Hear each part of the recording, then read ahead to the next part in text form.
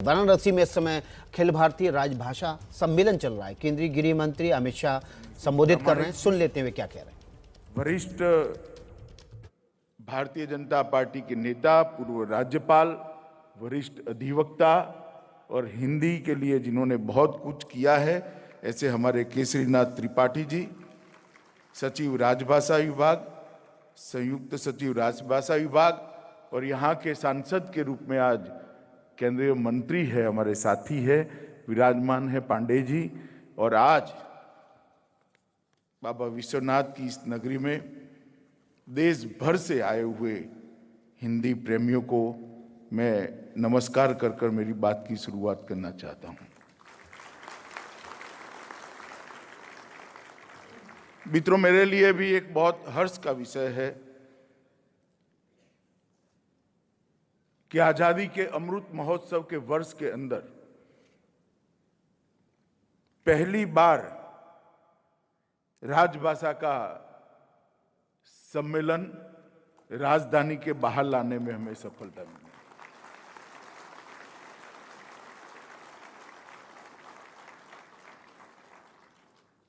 कोई भी सरकारी परिपत्र, अधिसूचनाएं तब तक लोकभोग्य नहीं होती है जब तक जन आंदोलन में परिवर्तित नहीं होती। और ये राजभाषा को गति देने का जो जरिया है, अखिल भारतीय राजभाषा सम्मेलन, उसको भी दिल्ली के गलियारों से बाहर निकालने का हमने 2019 में ही निर्णय कर लिया। मगर 2 साल कोरोना काल रहा, हम नहीं कर पाए। परंतु आज मुझे आनंद है कि योगानुयोगी है, ईश्वर कृपा ही है कि ये नई शुभ शुरुआत उस वर्ष में होने जा रही है जो हमारा आजादी का अमृत महोत्सव है। और देश के प्रधानमंत्री मोदी जी ने कहा है कि अमृत महोत्सव हमारे लिए आजादी दिलाने के लिए जो हमारे पुरखों ने यातनाएं सहन की, सर्वोच्च बलिदान दिए, जो संघर्ष करा, उसको स्मृति में फिर से जीवंत कर युवा पीढ़ी को प्रेरणा देने का तो मौका है ही है। परंतु आजादी का अमृत महोत्सव हमारे लिए संकल्प का भी वर्ष है। इसी वर्ष में 130 करोड़ भारतीयों ने तय करना है कि जब आजादी के 100 साल होंगे, भारत कैसा होगा, कहां होगा, दुनिया में भारत का स्थान कहां होगा। चाहे शिक्षा की बात हो, चाहे संस्कार की बात हो, चाहे सुरक्षा की बात हो, चाहे आर्थिक उन्नति की बात हो, चाहे उत्पादन बढ़ाने की बात हो, भारत कहां खड़ा हो। हर क्षेत्र में भारत का बड़ा महत्व है। मित्रों, आज जो हम हिंदी बोल रहे हैं, लिखते हैं, उसका जन्म यही काशी के अंदर, यही बनारस के अंदर हुआ है। भारतेंदु बाबू हरिश्चंद्र को कौन भूल सकता है। हमने यही बनारस से ही खड़ी बोली का क्रमवार विकास देखा है। और एक खड़ी बोली का जो क्रमवार विकास हुआ है और ये एक समृद्ध भाषा बनकर आज हिंदी हमारे सामने खड़ी है, इसकी पूरी यात्रा को मैं प्रणाम करता हूं और वो हमारे लिए हमेशा प्रेरणा का स्रोत है। 19वीं सदी के अंतिम 2 दशक हमारे देश के इतिहास को देखें तो घटना बहुल थे। ढेर सारी घटनाओं समांतर रूप से देश भर में घटित होती गई। 1893 में आर्य समाज के अंदर एक आंदोलन चला। साकार और पश्चिमी शिक्षा के मुद्दे पर एक बहुत बड़ा मतभेद हुआ और उस वक्त शिक्षा का माध्यम क्या हो, शिक्षा की भाषा क्या हो, इस पर पहली बार चर्चा हुई, जिसको अधिकृत चर्चा कह रहे हैं।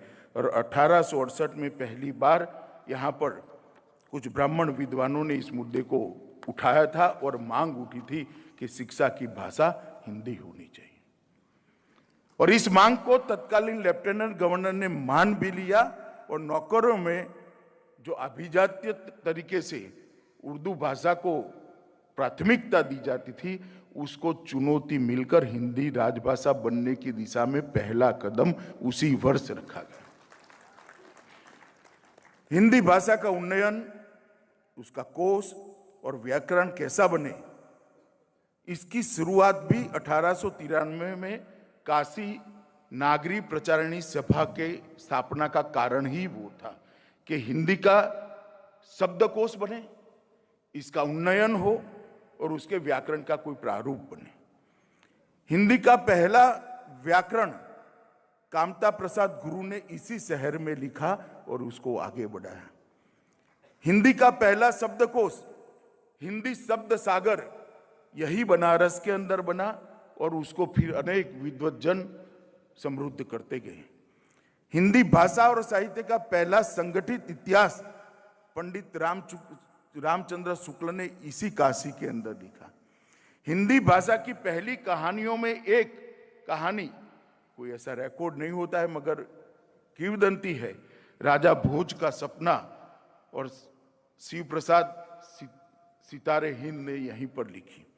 पहली हिंदी पत्रिका हरिश्चंद्र मैगजीन और हरिश्चंद्र चंद्रिका भी यहीं पर शुरू हुई। कविताओं की पहली पत्रिका कवि वचन सुधा, महिलाओं की पहली पत्रिका बाल बोधिनी भी यहीं शुरू हुई। और भारत के अंदर हिंदी थिएटर की पहली शुरुआत भी यही काशी के अंदर हुई, जहां से नाट्य कला आगे बढ़ी। मित्रों, भाषा तो बन गई, साहित्य रचा जाने लगा, मगर हिंदी की पढ़ाई कैसी हो, इसका पाठ्यक्रम कैसे हो, इस बात की चिंता भी पंडित मदन मोहन मालवीय ने यही हमारे हिंदू विश्वविद्यालय के अंदर की। लाला भगवान दीन और बाबू श्याम सुंदर दास के नेतृत्व में हिंदी का पहला पाठ्यक्रम बनाने का काम मालवीय जी के तत्वाधान में हुआ और उसको तुरंत ही देश भर के सभी विश्वविद्यालयों ने उसको स्वीकार किया और आगे बढ़ा। और तुलसीदास को कैसे भूल सकते हैं, योगी जी ने इसका बहुत अच्छे तरीके से उल्लेख किया है। मैं इतना ही कहना चाहता हूं मित्रों, तुलसीदास ने अवधि में रामचरितमानस न लिखा होता तो शायद रामायण आज लुप्त हो गया होता। मानव जीवन को उन्नत बनाने की यह कथा कोई भी नकारात्मक पहलू रखे बगैर आदर्श पति कैसा हो सकता है तो रामायण में ढूंढ सकते हैं, आदर्श पिता कैसा हो सकता है रामायण में ढूंढ सकते हैं, आदर्श भाई कैसा हो सकता है रामायण में ढूंढ सकते हैं, आदर्श पत्नी कैसी होती है रामायण में ढूंढ सकते हैं, आदर्श शासन कैसा हो सकता है तो आज भी कहते हैं रामराज होना चाहिए, और आदर्श शत्रु कैसा होना चाहिए वो भी रावण के स्वरूप में हम रामायण में ही ढूंढ सकते हैं। कि जो मरण सैया पर पड़ा है और प्रभु श्री राम भरत को भेजते हैं कि रावण विद्वत जन है, इसने सुशासन के बहुत सारे पाठ अमल में लाए हैं, जमीन पर उतारा है, सोने की लंका बनाइए, उससे तनिक जाकर ये विद्या लुप्त न हो जाए, जाकर सीख लो कि सुशासन कैसे हो। और कोई झिझक के बगैर भरत को उन्होंने सुशासन के पाठ सिखाए थे। मित्रों, ये रामायण ग्रंथ को तुलसीदास जी ने यहीं आगे बढ़ाने का काम किया और वहीं से ये अवधि और जितनी भी हिंदी की बोलियां हैं उसको लोकप्रिय बनाने की भी शुरुआत हुई। अनेक हिंदी के विद्वान जयशंकर प्रसाद, मुंशी प्रेमचंद, आचार्य रामचंद्र शुक्ल, बाबू श्याम सुंदर दास, सभी ने यहीं पर हिंदी को आगे बढ़ाने का काम किया। और इसलिए मैं मानता हूं कि हिंदी को मजबूत करने का और घर घर पहुंचाने का और अपनी स्वभाषाओं को मजबूत करने का और राजभाषा के साथ जोड़ने का जो नया अभियान शुरू होने जा रहा है आज़ादी के अमृत महोत्सव के अंदर, उसके लिए काशी से उचित स्थान कोई हो ही नहीं सकता। और ये बहुत अच्छा हुआ है कि आज देश भर के हिंदी के विद्वान यहाँ पर उपस्थित हैं। मित्रों, हिंदी भाषा के लिए ढेर सारी चीजें कंट्रोवर्सी खड़ी होने का प्रयास किया गया, मगर वो समय अब समाप्त हो गया है। मैं बचपन से देखता था कि अंग्रेजी नहीं बोलने आती, अंग्रेजी नहीं बोल सकते, तो एक लघुता ग्रंथि की निर्मित बच्चे के मन के अंदर हो जाती थी। मैं आपको दावे से कहता हूं कि कुछ समय के बाद ऐसा समय आएगा कि मेरी भाषा में नहीं बोल सकता, इसलिए लघुता ग्रंथि का अनुभव, क्योंकि देश के प्रधानमंत्री जी ने अपनी कृति से गौरव के साथ अपनी भाषाओं को दुनिया भर के अंदर और देश भर के अंदर प्रस्थापित करने का काम किया है। शायद ही कोई प्रधानमंत्री होगा जिनको वैश्विक मंच पर इतना सम्मान मिला होगा जितना श्री नरेंद्र मोदी जी को मिला है। शायद ही कोई प्रधानमंत्री, मगर हर जगह पे नरेंद्र भाई ने दुनिया में भारत की बात अपनी राजभाषा में रखकर राजभाषा के गौरव को, जो देश अपनी भाषा खो देता है वो कालक्रम में अपनी सभ्यता को भी खो देता है, अपनी संस्कृति को भी खो देता है और अपने मौलिक चिंतन को भी खो देता है। और जो देश अपने मौलिक चिंतन को खो देते हैं वो दुनिया को आगे बढ़ाने के लिए कंट्रीब्यूट नहीं कर सकते, योगदान नहीं कर सकते। इसलिए हमारे लिए बहुत महत्वपूर्ण है कि हमारी भाषाओं को हम संभाल पाए। मैं कई सारे लोगों को मिलता हूं, मैं देशों के नाम बोलना नहीं चाहता, मैं जब उनको पूछता हूं कि आपकी पहले भाषा कौन सी थी और वो भाषा का हाल क्या है आज आपके देश, तो शर्म के मारे सर झुका देते हैं। मैं चाहता हूं कि 100 साल के बाद कोई भारतीय का सर शर्म के मारे न झुके, हमारी भाषा चिरंजीव बने, हमारी भाषाएं आगे बढ़े। और भाषा बहुत महत्वपूर्ण स्थान रखती है समाज जीवन को आगे बढ़ाने का, संस्कृति के धारा प्रवाह को आगे बढ़ाने का, और संस्कृति के धारा प्रवाह से निपजे हुए ज्ञान को दुनिया भर में फैलाने का ये भाषा बहुत महत्वपूर्ण शब्द। और इसीलिए हमारे यहाँ भाषा में अक्षर शब्द का प्रयोग कर रहा है। अक्षर शब्द देखने में सीधा साधा है, पर इसको जरा एक बार तोड़ कर देखिए। अक्षर, जिसका क्षरण कभी नहीं होता है, उसको अक्षर कहते हैं। और इसलिए हम इसको अक्षर ब्रह्म भी कहते हैं। हमारे यहां भाषाओं का इतना सम्मान हमारी संस्कृति के अंदर किया गया है। महर्षि पाणिनि, महर्षि पातंजलि और महर्षि भर्तृहरि ने भाषाओं के लिए अनेक प्रकार की विधाओं को हमारे देश के अंदर जन्म दिया। आज वो विधाएं लुप्त नहीं हुए, आज भी कुछ लोग संभाल कर उसको आगे बढ़ रहे हैं। और मुझे भरोसा है कि एक बार देश की जनता ये आजादी के अमृत काल में मन बना ले और हमारे देश का व्यवहार, हमारे देश की बोलचाल, हमारे देश का पत्र व्यवहार, हमारे देश का शासन स्वभाषा में चलना शुरू हो जाए, अपने आप महर्षि पतंजलि और पाणिनि हमें जो देकर गया है वो तुरंत पुनर्जीवित हो जाएगा मित्रों। और मैं आज इस सम्मेलन के माध्यम से देश भर के अभिभावकों को भी अपील करने आया हूं, उनको अनुरोध करने आया हूं कि आप आपके बच्चों के साथ अपनी भाषा में बात करें। बच्चे चाहे किसी भी माध्यम में पढ़ते हो, घर के अंदर अपनी भाषा में इनसे बात करिए, उनका आत्मविश्वास जगाइए, अपनी भाषा बोलने के लिए जो झिझक है उसके मन से एक बार निकाल दीजिए। इससे भाषा का तो भला होगा, मगर उससे ज्यादा भला आपके बच्चे का होगा, आपकी संतानों का होगा। क्योंकि मौलिक चिंतन स्वभाषा से ही आ सकता है। दूसरी भाषा रटी रटाए ज्ञान को तो दे सकती है, ज्ञान को अर्जित करना है और ज्ञान को आगे बढ़ाने का जो यात्रा है वो मौलिक चिंतन से ही हो सकता है, और मौलिक चिंतन स्वभाषा से ही प्राप्त हो सकता है। अगर आपने आपके बच्चे के मौलिक चिंतन को एक बार समाप्त कर दिया तो आपका बच्चा देने वाला नहीं बनेगा, लेने वाला बनेगा। और हर माँ बाप ने ये लक्ष्य रखना चाहिए कि मेरा बेटा, मेरी बेटी, मेरी संतान दुनिया को देने वाले बने, दुनिया से लेने वाले बने। और इसलिए ये भाषा, हमारी स्वभाषा को मजबूत करना बहुत जरूरी है।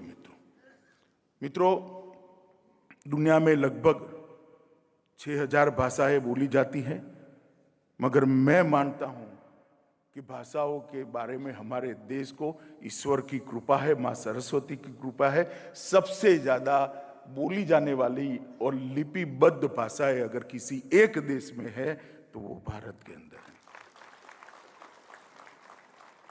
और हजारों साल का हमारा इतिहास, हजारों साल की हमारे संस्कृति का धारा प्रवाह इसके अंदर समाहित, उसको आगे बढ़ाना है। भाषा जितनी सशक्त होगी, समृद्ध होगी, उतनी ही संस्कृति सभ्यता विस्तृत होगी और सशक्त होगी और उतनी ही चिरंजीव होगी। अगर हम हमारी संस्कृति को संभाल कर रखना चाहते हैं, इसको आगे ले जाना चाहते हैं, तो हमारी भाषाओं को हमने मजबूत करना पड़ेगा। अपनी भाषा से जुड़ाव, अपनी भाषा से लगाव और अपनी भाषा के उपयोग से मैं युवाओं को आह्वान करना चाहता हूं, कभी भी शर्म मत रखिए, ये गौरव का विषय है।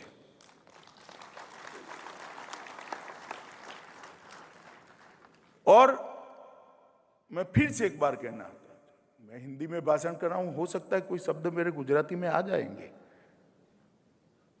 मगर हिंदी में मैं बात करता हूं, गुजराती में शब्द आ जाएंगे, मगर देश भर से अलग अलग प्रदेशों से आए सारे लोग उसको समझ जाएंगे, उसका मुझे पूरा भरोसा है, क्योंकि हमारी हर भाषा एक दूसरे के साथ जुड़ी हुई है। मित्रों, आज मैं फिर से कहना चाहता हूं कि हमारा पूरा बल होना चाहिए कि ये जो लघुता ग्रंथि अंग्रेजी शासन काल के अंदर हुई है वो बदलनी पड़ेगी, उसको युवाओं के मन से निकालना पड़ेगा और घबराहट की जगह गौरव की अनुभूति हो, इस प्रकार के वातावरण की निर्मित होनी। किसी भी मंच पर आप अपनी भाषा के अंदर आपके मौलिक विचारों को रखिए। एक जमाना था जब घबराहट होती थी, मैं बताता हूं एक जमाना अब शुरू हो चुका है जब गौरव की अनुभूति होगी। घबराहट से गौरव को बदलना ये बहुत बड़ी उपलब्धि है नरेंद्र मोदी जी के शासनकाल की। स्वभाषा ही अभिव्यक्ति को सुनिश्चित करती है, स्वभाषा ही चिंतन को गति देती है और स्वभाषा ही नए परिमाणों को और नए परिमाणों की दिशा में सोचने के लिए हमें उद्वेलित करती है। स्वभाषा व्यक्ति के विकास के लिए बहुत महत्वपूर्ण है। मित्रों, आत्मसम्मान अगर हमें खड़ा करना है तो हमें राजभाषा और स्वभाषा दोनों को मजबूत करना पड़ेगा। मित्रों, प्रधानमंत्री जी के नेतृत्व में जो नई शिक्षा नीति बनी है, इसका एक प्रमुख स्तंभ है कि भारतीय भाषाओं का संरक्षण और संवर्धन और राजभाषा का भी संरक्षण और संवर्धन।